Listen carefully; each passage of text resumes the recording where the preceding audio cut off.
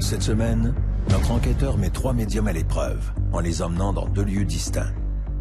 Soit le fort de l'île Sainte-Hélène, où la rumeur veut qu'il y ait eu de nombreux morts lors de sanglantes batailles, puis une maison abandonnée de Contrecœur au passé soi-disant obscur. Son objectif, déterminer si les médiums ont des dons ou s'ils abusent tout simplement de la crédulité des gens.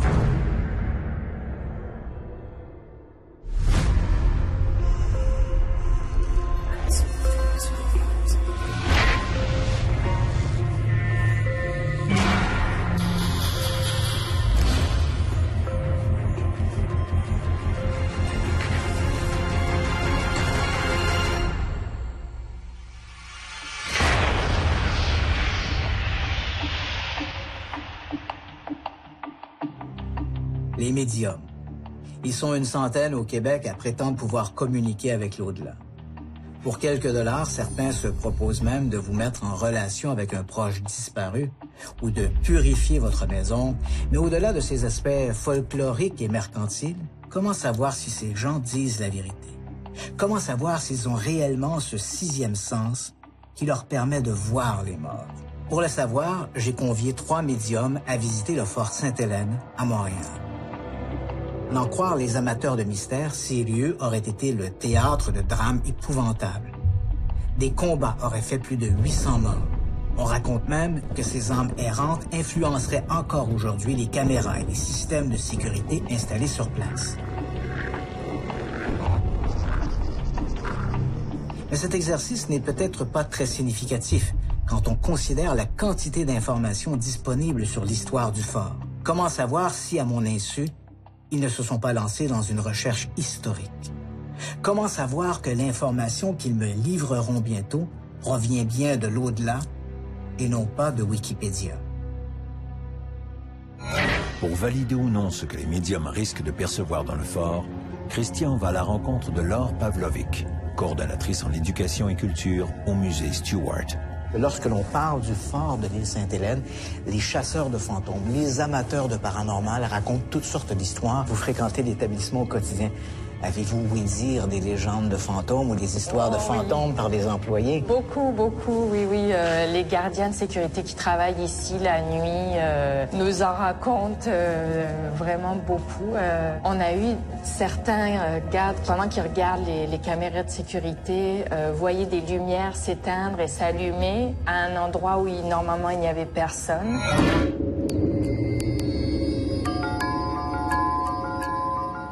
Les 3 médiums invités par Christian arrivent au fort de l'île Sainte-Hélène pour entrer en contact avec les entités qui s'y trouveraient.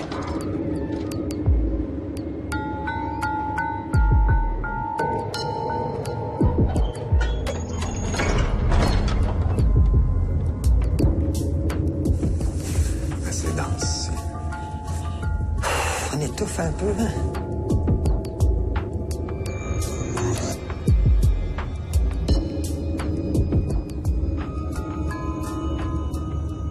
Il y a de la présence énergétique, le genre esprit, des choses comme ça. Mais il y a aussi des mémoires. Puis ici, il y avait des gens qui fêtaient, mais des gens qui mouraient de faim. En même temps, on se préparait à se défendre à je sais pas quoi. Ici, c'est drôle, je vois une salle à manger, je vois des tables, je dirais même des bruits d'ustensiles, de gens qui mangent, comme une cafétéria en silence. On dirait que cette pièce-là, on dirait qu'elle a été utilisée comme, je dirais, réfectoire, une salle à manger, salle commune. Quand tu vas dans des endroits où il y a des esprits, tu sais, souvent, il va y avoir du monde pas mal vieux, qui était vieux au moment de leur mort, mais ici, c'est surtout des jeunes, ce qui aussi est logique si tu penses au fait que c'est des soldats. J'entends des pas avec des pieds pesants, comme bottines, bottillons, probablement militaires, mais je pourrais pas dire à 100%.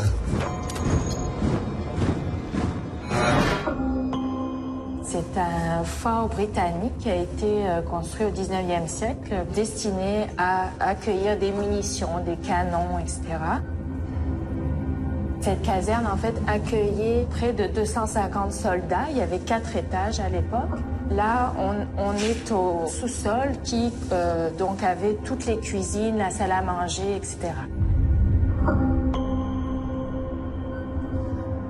En haut de nous autres, là, alentour d'ici, ça sent pas bon. Je suis pas très peureuse, mais j'ai étouffé rendu là-bas. On étouffe. Ça nous coupe la respiration.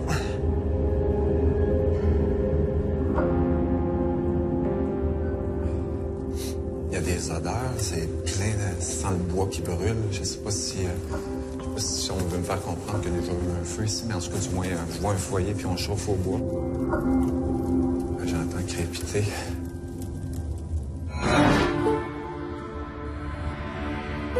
La caserne ici, qui comprenait 4 étages au départ, n'en comprend plus qu'un. Et les 3 étages ont été disséminés par l'incendie, donc en 1875. Il y a pu avoir des morts à ce moment-là. Je pourrais pas vous donner les chiffres, mais peut-être que l'un d'eux est resté. Dans ce coin-là, je vois des enfants. On dirait qu'il y a 4-5 petits-enfants en bas âge. Ils sont un petit peu intimidés de notre présence. Fait qu'il y a quelque chose qui a passé vite, là, par là, là. Ouais. Un jeune homme à peu près 28-29 ans, a l'air un peu apeuré. Si je ressens la présence d'un monsieur, on dirait qu'il est habillé à... C'est comme une chienne, une chemise, c'est vert foncé. C'est pas militaire, j'ai envie de dire un prisonnier. Voilà. C'est drôle, le monsieur, il me parle toujours. Oui, il me fait comprendre que... Merci, oui.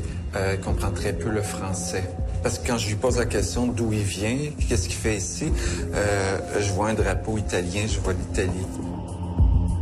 Pendant la Seconde Guerre mondiale, en fait, les Italiens en Grande-Bretagne étaient considérés ennemis. Ils ont donc été déportés du jour au lendemain ici au Canada, sans procès, sans même raison d'être internés. Merci. Oui, merci. Il dit qu'il a fait le voyage ici toute seule. Il a abandonné sa famille pour quitter son pays. Puis, il savait pas que c'est quelque chose d'aussi... lourd et pitoyable qui l'attendait. Ici, dans le coin, il y avait des gens aussi qui étaient attachés. On dirait que les prisonniers étaient attachés avec des chaînes, mais par les pieds uniquement. Fait que j'entends des bouts de chaîne qui traînent par terre. Ouais, c'est sûr qu'il y a quelque chose. Ça, c'est certain. Il faut qu'un médium fasse un nettoyage là-dedans ou 2-3 médiums en même temps pour faire vraiment un gros nettoyage dans cette place-là, pour qu'on puisse visiter par la suite librement.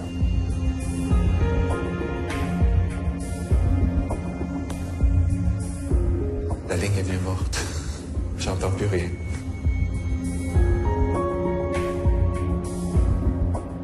Nos médiums ont-ils vraiment perçu des choses et communiqué avec l'au-delà? C'est ce que nous verrons plus tard. Doutant des pouvoirs des médiums, Christian a élaboré un plan pour les mettre à l'épreuve. Une visite dans une petite maison hantée de Contrecœur dont il a inventé l'histoire, de toutes pièces.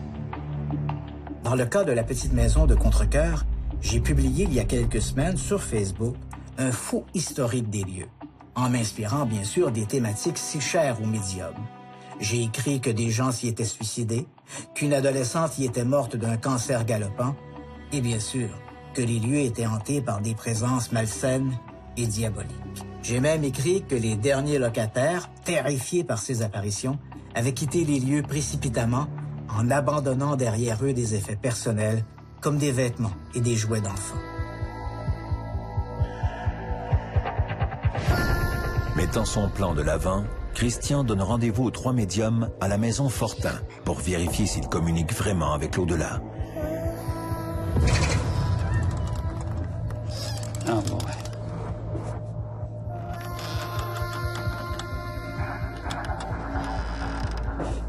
C'est passé quelque chose de grave ici.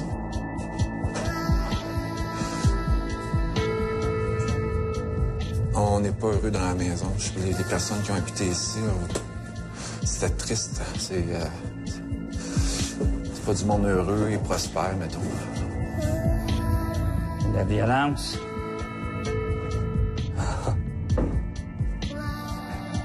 Non, c'est pas une maison de fun. Aïe, non. Quelqu'un qui a fait du mal à sa famille ou... Je sais pas si c'est pendu après. L'aîné des garçons, Gilles, 24 ans, s'est suicidé en se pendant dans l'escalier menant au 2e étage le 3 avril 1963. Je ressens pas de présence en bas, mais je ressens les présences en haut. On dirait qu'elles nous évitent, elles nous fuient.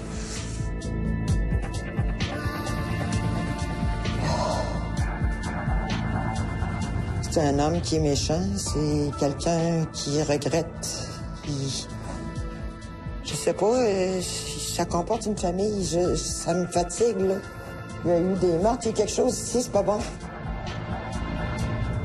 L'histoire inventée par notre enquêteur spécifie que de nouveaux propriétaires emménagent en septembre 1977.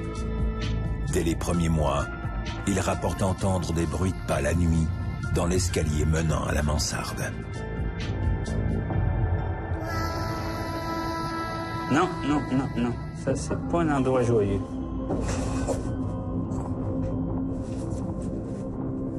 Excusez-moi, j'ai de la misère à avancer. On dirait qu'il y a une énergie qui veut pas trop que je monte.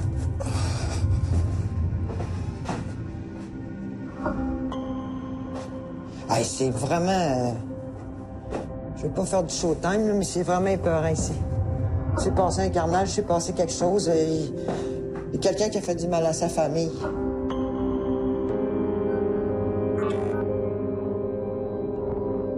Les enfants ont dit apercevoir la nuit la silhouette d'un homme grand et mince. Merci. C'est drôle, ici, je ressens une présence, mais c'est une présence lourde. J'ai envie de dire une ombre noire. J'ai de la misère à qualifier homme. Oui, c'est un homme, mais c'est foncé. Définir la personnalité du personnage avec lequel je peux communiquer, mais qui me fuit tout le temps. Je ressens une présence. Pas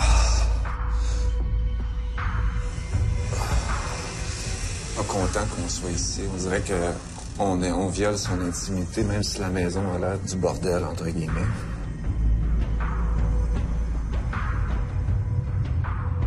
Violence, terreur... Peut-être même le mot horreur, là, parce qu'à certains points, c'est pas... Non, ça, c'est de la grosse... wesh. La fille des Vézina a reçu un diagnostic de cancer des ganglions en 2010. Elle décède au printemps 2011 dans sa chambre située dans la mansarde. Elle n'avait que 17 ans.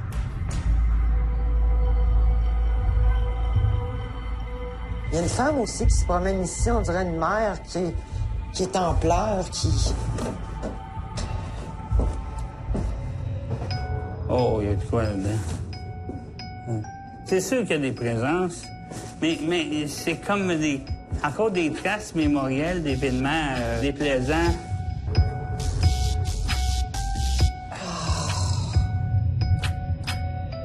Pauvre petit.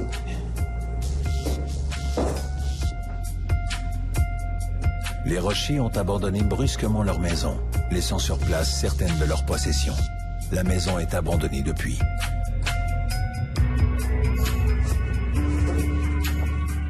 Oh my God. Non, je veux même pas y aller, non. Je m'excuse, je veux même pas y aller. Écoute, je vais sortir, là, un petit peu, là.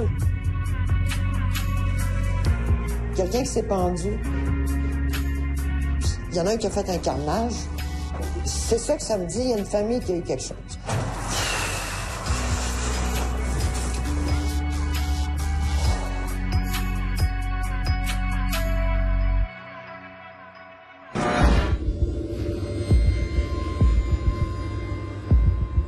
On a visité 2 lieux aujourd'hui et je sais que ces lieux-là ont été couverts soit dans Internet, dans des journaux, des magazines. Est-ce que toi, tu avais lu sur l'un ou l'autre de ces lieux-là avant de te rendre sur place? Pas du tout. Je préfère travailler devant une page blanche et partir sans aucune référence pour tout simplement ne pas être influencé. Donc toi, tu n'avais rien lu sur cette histoire-là, ni pour le phare, ni pour cette maison? Non. Pour ce qui est de la maison, on n'a pas des meurtres ou des massacres ou d'autres morts à l'intérieur de la maison, comme ce personnage que tu dis vivre maintenant dans la maison. Et pourtant, tu as documenté une force négative dans ce lieu-là. Extrêmement négative. Dans la maison, il s'est passé quelque chose. Il y a une femme qui erre, là. OK. C'est horrible dans la maison, les vibrations sont vraiment pas bonnes. Donc, on a le fantôme d'une femme qui est liée au passé de cette maison-là. Oui, au passé. OK. Au passé. Même s'il n'y a eu aucune mort violente dans la maison, les médiums s'en retournent convaincus d'avoir eu un contact avec l'au-delà.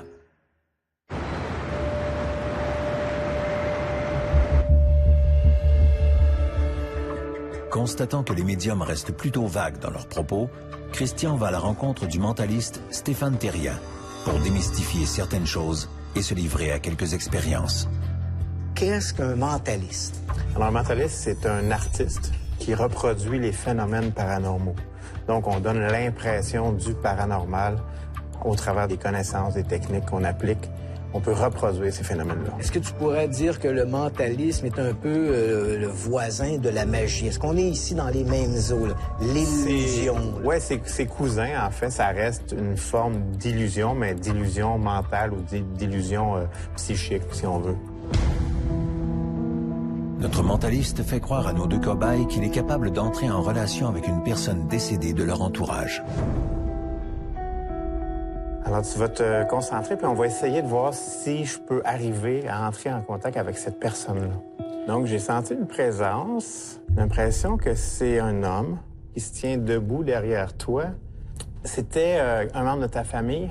Oui. C'est pas ton père, mais c'est une figure paternelle pour toi. Je dirais que ton grand-père? Il te salue? M? Ça a du sens, M? Ça a-tu du sens, R? Y a-t-il un lien avec R? C'est son prénom commence par R? Son prénom. OK. Roland? Est-ce qu'on parle à Roland présentement? On parle de Roland. On parle de Roland? Alors, je te salue, Roland. M, is... Maurice? On parle à Maurice? Oui. Ben, Maurice te salue. Puis, il est bien fier de toi, puis continue.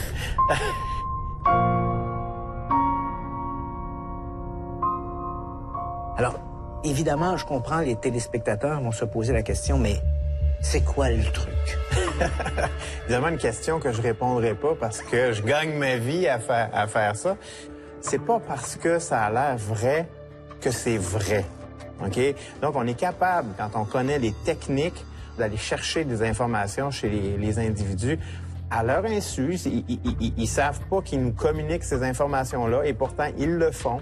Et avec ces connaissances-là, on peut suggérer le paranormal. Il faut être très, très, très prudent. Et d'ailleurs, la majorité des médiums, puis je ne veux pas toutes les mettre dans le même bateau, mais la majorité des médiums sont des charlatans. D'ailleurs, quand ça marche à tous les coups, C'est qu'il y a forcément un truc.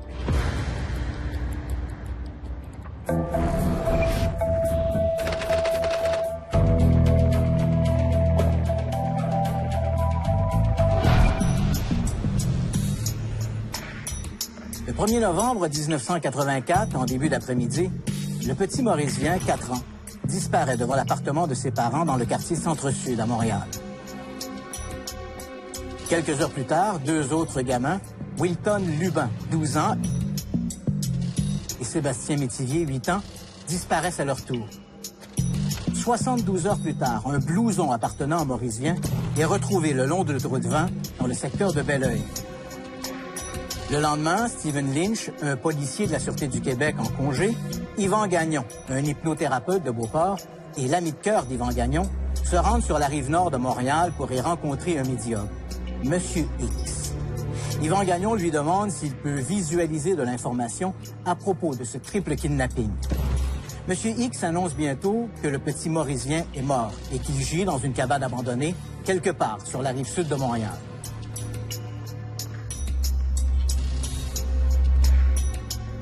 Sur ce, il invite les bénévoles à remonter en voiture et à se rendre dans le secteur de Belleuil. Il ne les accompagnera pas. Arrivé près de la rivière Richelieu, Yvan Gagnon téléphone à M. X. À l'autre bout du fil, le médium lui conseille de prendre la route 223 et de remonter vers le nord. En fin d'après-midi, sur le chemin Monseigneur-Gravel, dans le secteur de Saint-Antoine-sur-Richelieu, Gagnon et Lynch aperçoivent une cabane abandonnée.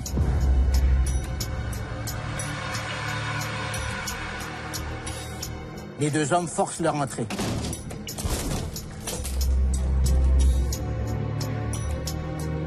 Et là, sur le sol, à demi nu, le corps de Maurice Vian. Pendant un temps, les enquêteurs suspectent M. X d'être lié à ce terrible crime. Mais il n'en est rien. Quant aux autres enfants disparus ce 1er novembre 1984, le corps du jeune Wilton Lubin a été retrouvé le 2 décembre suivant sur les bords du fleuve Saint-Laurent, dans le secteur de l'île Charon. Quant à Sébastien Métivier, il n'a jamais été revu.